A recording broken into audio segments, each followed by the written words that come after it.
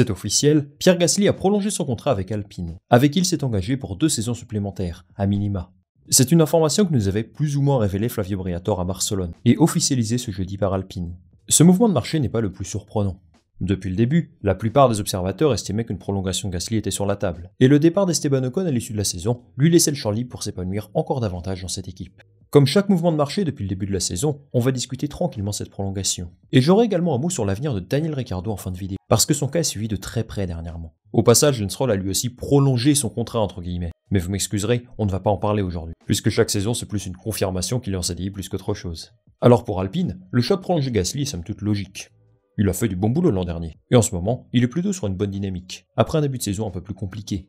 Il est une valeur sûre du milieu de tableau, et pour eux, ça me semblait essentiel de donner un peu de stabilité à cette équipe. Le confirmer dans l'équipe, c'est aussi montrer qu'Alpine est toujours un projet attirant, et ce malgré toutes les difficultés rencontrées depuis le début de l'année. Il y a des éléments qui l'ont convaincu de rester. Le recrutement de Flavio Briatore, la restructuration effectuée par Bruno Famin, la promesse d'un nouveau groupe moteur, sans doute, et également des résultats en hausse depuis quelques temps. Car oui, Alpine n'est plus bonne dernière de la grille. Ils sont 7e, ce qui est évidemment en dessous de leurs ambitions, mais c'est fondamentalement plus positif que cette bouillie de performance qu'ils ont affichée au départ. En somme, prolonger Pierre Gasly était le bon choix pour Alpine à mon sens. Maintenant, Pierre Gasly a-t-il pris la bonne décision? Ce qu'on sait, c'est qu'il était en discussion avec toutes les autres écuries qui se cherchent un pilote, mis à part Mercedes. Mais à chaque fois, il n'a jamais semblé être l'option numéro 1. C'est probablement l'une des raisons qui l'a amené à privilégier Alpine. Il avait une proposition 100% sûre sur la table, et parfois, il vaut mieux favoriser la sécurité plutôt qu'une offre hypothétiquement supérieure, qui n'arrivera peut-être jamais. Une deuxième chose qui a pesé dans la balance, selon Pierre Gasly, c'est l'investissement de Luca De Meo. Il rapporte être resté en contact régulièrement avec lui, et il lui a assuré que ses ambitions pour Alpine sont très élevées. Bon, bien évidemment, Gasly est un employé de l'entreprise, et il va donc dans le sens de son patron dans son discours. J'imagine qu'il y a quand même quelques clauses dans son contrat au cas où les promesses ne sont pas respectées, parce qu'il y a quand même eu une vraie régression depuis qu'il est arrivé. La dernière chose qui a sans doute motivé Pierre Gasly à rester, ce sont les résultats sportifs, tout simplement. Aujourd'hui, Alpine est meilleur que Sauber, Williams et Haas, soit les 3 autres équipes qui pouvaient potentiellement s'attacher ses services. Gardons à l'esprit que ça ne tient pas à grand chose, que tout peut encore évoluer. Mais si on peut reconnaître une chose à Bruno Famin et son équipe, c'est qu'ils semblent avoir trouvé la recette pour retrouver un peu de peps. Gasly et Alpine vont donc poursuivre leur collaboration. Et la grande question désormais, c'est s'ils parviendront à attirer Carlos Sainz dans leur filet. Car oui, ce n'est plus un secret. L'écurie française travaille à fond pour qu'ils privilégient leur projet, plutôt que celui de Williams ou Audi, et ils ont vraiment toutes leurs chances. Alors jusqu'à peu, on pensait que le deal entre Sainz et Williams était scellé. On s'attendait même à ce que ce soit annoncé lors du Grand Prix d'Espagne. Mais à peine arrivé, Flavio Briatore a sauté sur l'occasion pour le convaincre de signer avec eux, plutôt qu'avec les 2 autres équipes de bas de tableau. Et visiblement, ça lui mérite d'entrer dans sa réflexion, puisqu'il a annoncé qu'aucune décision ne serait prise pendant ce triple header, jusqu'à Silverstone donc. Bon, avoir un line-up Sainz-Gasly en 2025, c'était totalement inespéré en début de saison quand on regarde leur performance. Il est le meilleur pilote disponible sur la grille, et bien évidemment qu'ils le signeront s'il leur donne la priorité. Visiblement, c'est bien parti. Le journal L'Équipe, par la voix de son journaliste phare Frédéric Ferret, dont j'apprécie beaucoup le travail d'ailleurs, affirme même qu'il devrait bel et bien être le coéquipier de Gasly en 2025.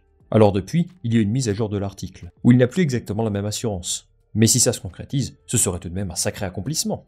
Dans cet article, on apprend également qu'il lui offre la possibilité d'être libre en 2026 s'il le souhaite.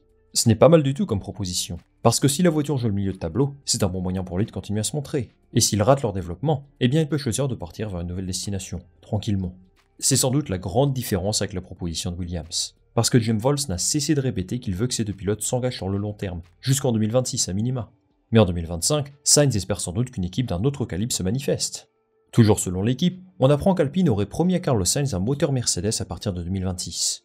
Alors on en a parlé à plusieurs reprises ici. Ça peut paraître totalement absurde qu'un constructeur comme Renault abandonne son groupe moteur. Mais il semblerait que ce soit pourtant l'option privilégiée par Luca De Meo aujourd'hui. Mercedes a l'air d'être le constructeur le mieux préparé pour 2026. Et ça va énormément peser dans la balance pour Carlos Sainz. Pour rappel, l'impact des moteurs dans ces voitures de nouvelle génération sera sensiblement plus important qu'aujourd'hui. Et il est crucial de réussir un moteur fiable et performant pour espérer gagner, encore davantage qu'aujourd'hui. Cela suffira-t-il pour le convaincre de rejoindre l'équipe? Je ne sais pas, mais cette offre de dernière minute a l'air de le faire réfléchir. Et je ne serais pas étonné qu'il prenne la direction d'Enstone la saison prochaine. Sur la grille, il y a un autre expansionnaire de Renault pour qui le futur n'est pas encore très clair. Il s'agit bien sûr de Daniel Ricciardo. En Autriche, l'expérimenté pilote australien va fêter son 250e Grand Prix en Formule 1. Mais malheureusement, il risque de ne pas aller bien au-dessus. Vous avez peut-être vu passer ces déclarations d'Helmut Marko dans un média autrichien. Il nous explique que Ricciardo n'a pas réussi à atteindre l'objectif qu'on lui avait donné, et que Liam Lawson devrait donc le remplacer très prochainement. Bon, Je dois dire qu'Helmut Marko est généralement très bavard avec les médias. Des fois, j'ai l'impression de voir passer 2 ou 3 déclarations par jour, et c'est dur de s'y retrouver. Pour autant, ce qu'il dit là est super intéressant à mon sens, parce que ça offre des vérités sur l'état du groupe Red Bull en ce moment, qui est plus divisé que jamais. Alors sur cette chaîne, je vous ai souvent rappelé que Ricciardo est favori à sa propre succession. Laurent Mekies et Peter Bayer, ces 2 patrons, ont beaucoup d'estime pour lui, et ils n'ont cessé de dire qu'ils souhaitent construire ce nouveau projet ensemble. Eux mettent en avant son expérience et son retour technique, quand les médias évoquent plutôt son impact marketing conséquent, presque déterminant dans l'acquisition de leur nouveau sponsor. Mais ce que dit Helmut Marko contraste fortement avec ces idées-là. Dans son interview, il insiste sur le fait qu'à la base, Ricciardo n'a été recruté que pour une seule raison, mettre la pression sur Sergio Pérez et le remplacer si ses performances suivent. Comme vous le savez, Pérez a été confirmé pour la saison prochaine. Par conséquent, Ricciardo a échoué dans sa mission. Il indique par ailleurs que le groupe Red Bull souhaite désormais placer un jeune pilote à sa place, très vite, et que cette personne devrait être Liam Lawson. Alors dans cette situation, il y a 2 camps. D'un côté, Daniel Ricciardo et Christian Horner, qui l'a toujours soutenu, et de l'autre, Helmut Marko et le groupe Red Bull. Et le cas Ricciardo fait lui aussi partie de cette guerre politique entre l'actionnariat thaïlandais, qui est derrière Christian Horner, et le PDG de Red Bull, Oliver Mintzlaff. Si Helmut Marko dit vrai, et que Daniel Ricciardo n'a effectivement plus aucun intérêt à être là, pourquoi Liam Lawson n'est-il pas dans le paquet aujourd'hui? Eh bien tout simplement parce que Helmut Marko n'a pas un contrôle total sur les décisions contractuelles aujourd'hui. En fait, je me demande pourquoi il a décidé d'envoyer une pique à Daniel Ricciardo maintenant. Est-ce que c'est un moyen de lui mettre la pression gentiment? Ou simplement d'exprimer son mécontentement quant à la direction que prend l'écurie? Je pense qu'il souhaite surtout affirmer la position du groupe Red Bull. Et au final, ça rejoint un petit peu ce qu'il disait Max Verstappen il y a quelques mois, quand il déclarait que Red Bull a toujours été un groupe qui fait confiance aux jeunes pilotes. Alors que va-t-il se passer pour Ricciardo?